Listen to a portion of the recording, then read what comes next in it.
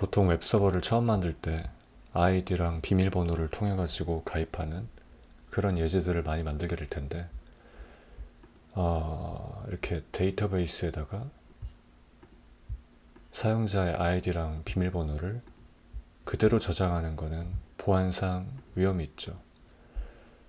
예를 들어 유저네임이 abc의 gmail이라고 치고 패스워드가 12345라고 해봅시다.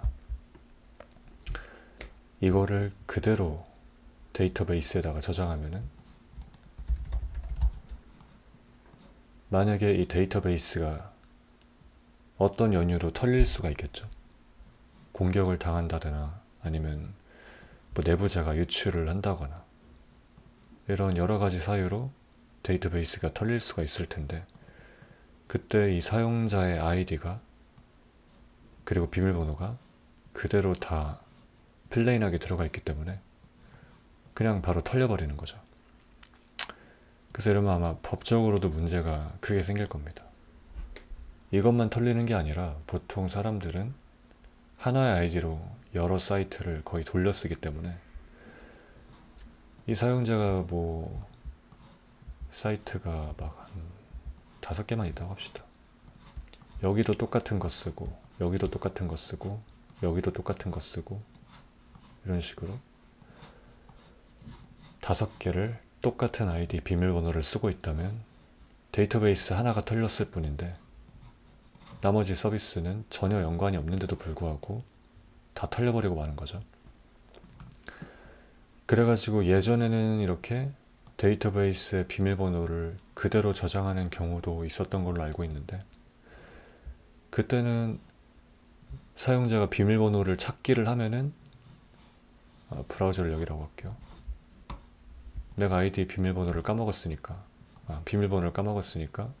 찾기를 하면은 비밀번호를 막 이메일로 보내주고 그랬던 기억이 있어요. 게임 같은 거 했을 때.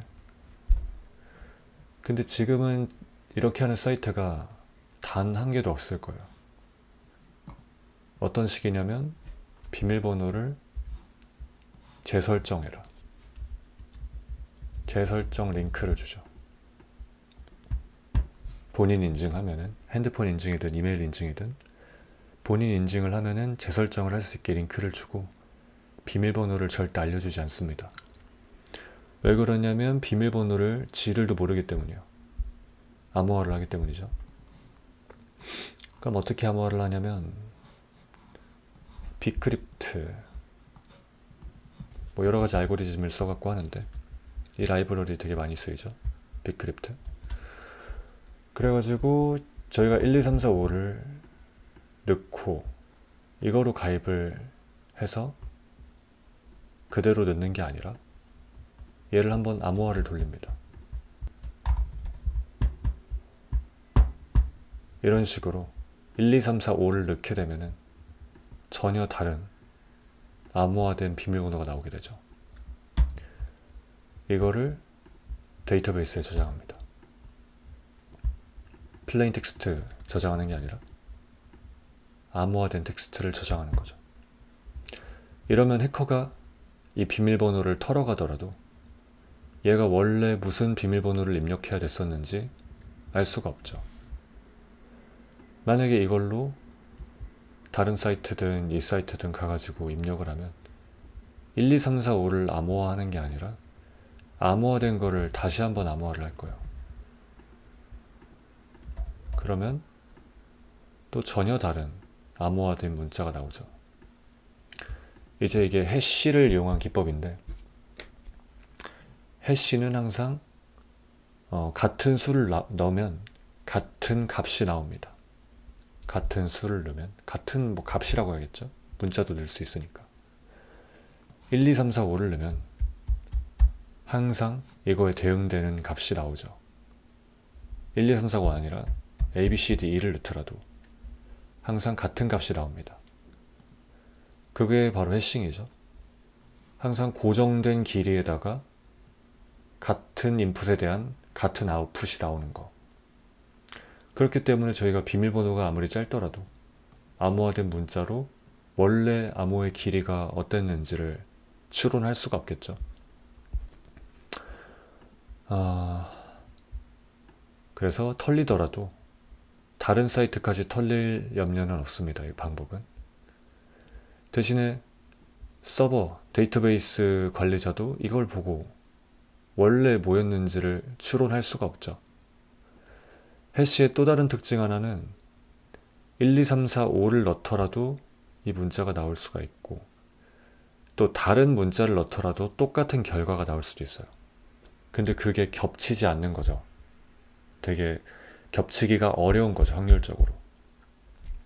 그렇게 되면은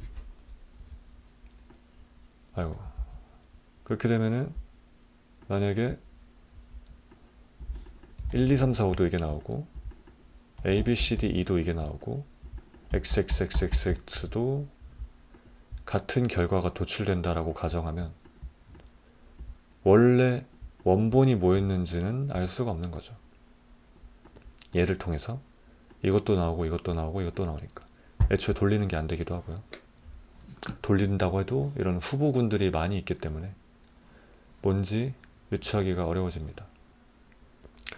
물론 이제 자주 쓰는 비밀번호들을 데이터베이스에 저장해 놓고 이제 1대1 대응이 되잖아요. 이런 식으로 1, 2, 3, 4, 5는 이게 나오고 A, B, C, D, E도 이게 나오고 이런 식으로 이거에 대한 후보군들을 DB에 저장해 가지고 뭐 레인보우 테이블이라고 하죠. 이거를 다 갖다 박아보는 방법도 있는데, 그렇기 때문에 한 가지 장치가 더 있습니다. 잘 보시면은 아까 해시는 항상 같은 결과가 도출된다고 했는데 인풋이 같으면 아웃풋도 같다고 했어요. 근데 잘 보시면은 이걸 복사해서 여기다 놓겠습니다. 한 번 더 돌릴게요. ABCD를. 그러면 달라졌습니다. UWG H90이죠. H95 또 돌리면 또 달라집니다. 또 달라지죠. 분명히 같은 값을 넣었을 때 같은 아웃풋이 나와야 된다고 했는데 방금 한 말과 모순되죠. 여기에는 이제 또 다른 이유가 있는데 비크립트 위키피디아를 가가지고 왜 이렇게 되는지 한번 스펙을 보도록 하겠습니다. 디스크립션 쪽을 보면은 일단 72바이트까지라고 하고요. 뭐 이런 것들이 있대요. 솔트 밸류 16바이트짜리 솔트 밸류가 있다고 하죠. 그게 바로 여기입니다. 코스트가 있고요. 알고리즘의 종류가 있고요. 그래서 비크립트가 해시 알고리즘 아이덴티파이어 $EA 잘 생각해보면은 이것만큼은 계속해서 바뀌지 않고 있습니다. 왜냐면 우리가 비크립트를 쓰고 있으니까. 알고리즘은 바뀌지 않거든요. 근데 뒤에는 계속 바뀌죠.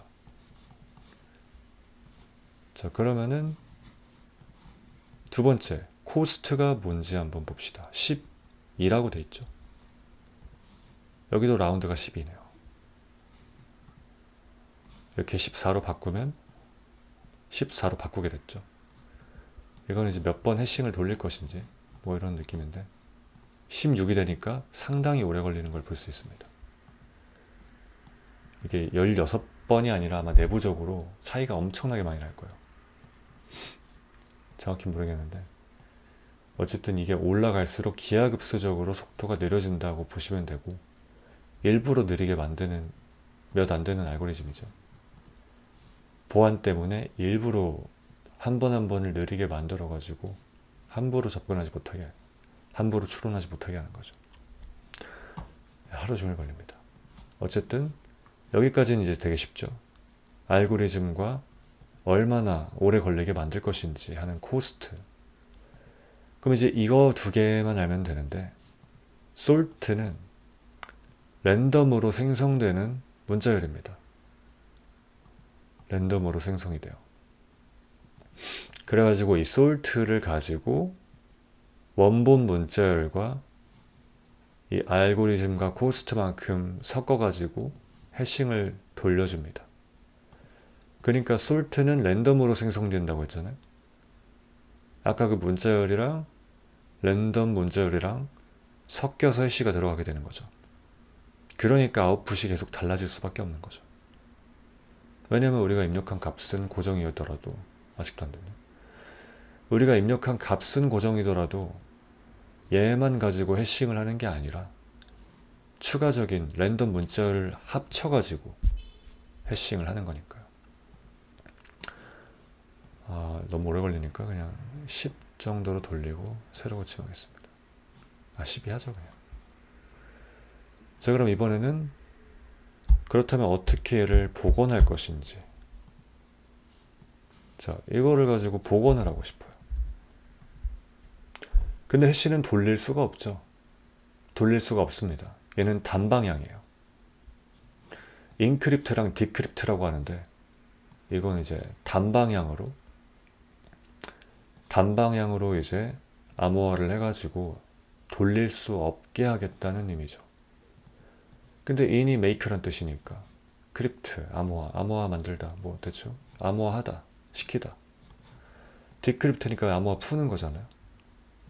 얘를 다시 돌리는 개념이 아니라 A, B, C, D, E를 넣습니다. 그래가지고 알고리즘이 한 여기까지였죠. 알고리즘이 아니라 솔트가 여기까지였죠. 대충 이 정도 되고, 이 앞에 코스트, 이 앞에 알고리즘, 이 앞에 메타데이터들을 가지고 얘를 다시 해싱을 돌립니다. 근데 솔트가 이번에는 똑같겠죠. 여기선 계속 솔트를 재생성 시켜주는데 DB에는 솔트까지 저장을 해버렸으니까 이 솔트랑 이 코스트랑 이 알고리즘으로 ABCD를 다시 돌리면 똑같은 결과가 나오게 될 거예요. 그래서 얘를 돌리는 게 아니라 사용자가 비밀번호를 입력했을 때 얘를 다시 해싱하는 개념이기 때문에 단방향이죠. 돌리는 게 아니라 다시 한번 해싱하는 거니까. 이런 식으로 디크립트는 해시에 대한 디크립트는 이런 식으로 단방향이기 때문에 다시 한번 해싱을 하는 방식으로 일어납니다. 그래서 헷갈리면 안 되는 게 인코딩이죠. 인코더, UTF 파일 인코더를 볼까요? ABC를 대충 쓰고, 뭐 이런 게 나옵니다. 돌리는 게 없네요. 돌리는 것까지 좀 세트로 있는 거 좀 없나? ABC를 인코딩하고 얘를 다시 디코딩 할 수도 있습니다. 인코드 디코드는 돌릴 수가 있어요. 암호화가 아닙니다. 이제 이름이 좀 비슷하기 때문에 얘도 암호화라고 생각할 수도 있는데 전혀 아니죠. 얘는 그대로 규칙대로 바꾼 거기 때문에 완전히 복원이 가능합니다. 얘는 암호화 목적이 아니라 다른 목적, 뭐 예를 들어 뭐 압축을 한다든지, 압축이 좀 대표적인 예겠네요. 뭐 호환을 시킨다든지 뭐 여러 가지 이유가 있겠지만 암호화는 전혀 없습니다. 그래서 이걸 조심을 해야 됩니다. 얘는 암호화 효과가 전혀 없다. 비슷한 사례로 JWT가 있죠. JWT까지 한번 알아볼게요. 라이브러리를 들어갔네. 디버거. 여기다가 저희가 한번 아무거나 한번 넣어보겠습니다. ID 1이고 유저네임 A라고 할게요. 자, 그러면 헤더, 페이로드, verify signature라고 세 개가 있는데 색깔로 구분을 친절하게 해주고 있죠.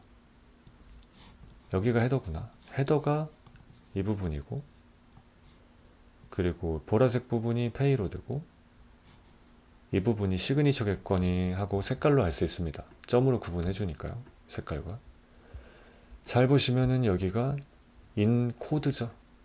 인크립트가 아니라 디코드죠. 얘네는 양방향으로 왔다 갔다 할 수 있습니다. 변환이 자유자재로 가능하다는 거죠. 그렇기에 얘네들은 암호화 효과가 전혀 없습니다. JWT에 중요한 정보를 넣지 말라는 말을 들어봤을 수 있는데 얘는 그대로 까입니다. 이 문자열만 있으면은 여기서 데이터에서 문자열로 인코딩을 했다고 암호화가 된 게 아니라 이거를 하나를 더 켜볼게요. 하나 더 켜고 여기를 다 지워버린 다음에 비어있죠. 이거를 가지고 일로 가서 넣으면 그대로 까이죠.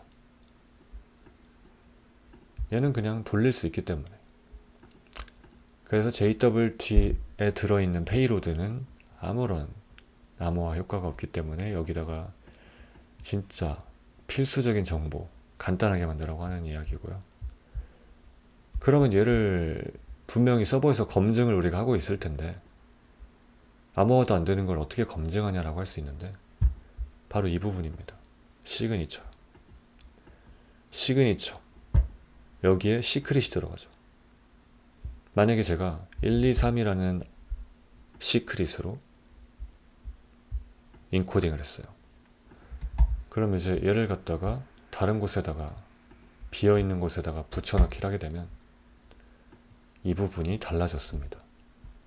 invalid 시그니처가 나오죠. 아까는 시그니처 verified였는데 invalid 시그니처가 나옵니다. 바로 이것 때문이죠. 여긴 1, 2, 3이 들어있지만 여기는 기본값 6월 256비트 시크릿이라는 문자가 들어있죠. 이것도 역시 해시입니다. 여기까지는 그냥 다 양방향 인코딩이 되는데 이 부분만큼은 여기 있는 데이터와 여기 있는 데이터와 그리고 여기 있는 시크릿 얘네들을 가지고 해싱을 해준다 보면 됩니다. 해싱은 단방향이니까 돌릴 수가 없고 여기만큼은 까볼 수가 없겠죠. 그래서 얘는 복구가 안 되고요.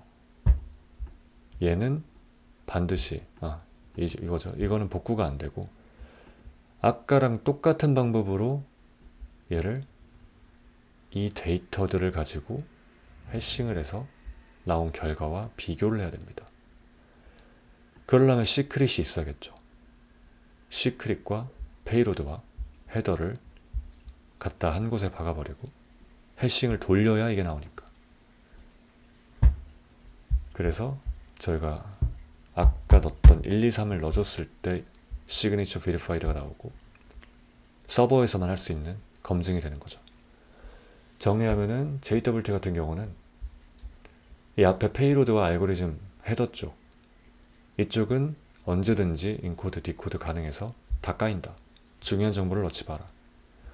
마지막 시그니처는 해시 기반이기 때문에 헤더와 페이로드와 시크릿을 합쳐가지고 해싱을 돌린 거기 때문에 반드시 시크릿이 있어야지만 검증이 가능하고 그렇게 서버에서만 검증할 수 있다. 이렇게 정리를 할 수 있겠네요. 이렇게 간단하게 비크립트랑 제이슨, JWT까지 알아보게 됐는데 그렇게 어려운 건 없고 다 해시죠, 해시. 좀 기억하실 만한 부분은 인코딩과 디코딩, 인크립트와 디크립트의 차이, 용어 비슷하니까요. 그 부분만 좀 숙지를 하시면은 그렇게 어렵지 않게 이해를 하실 수 있을 것 같습니다. 여기 위키피디아에 웬만한 스펙이 다 나와 있으니까 여기 보시면은 뭐 다른 알고리즘도 더 많이 나와 있어요. MD5 같은 유명한 것도 있고 샤원, 샤256 등등등등 이런 걸 보시면 참고가 많이 될 겁니다. 그럼 여기까지 오늘 하고 종료하도록 하겠습니다.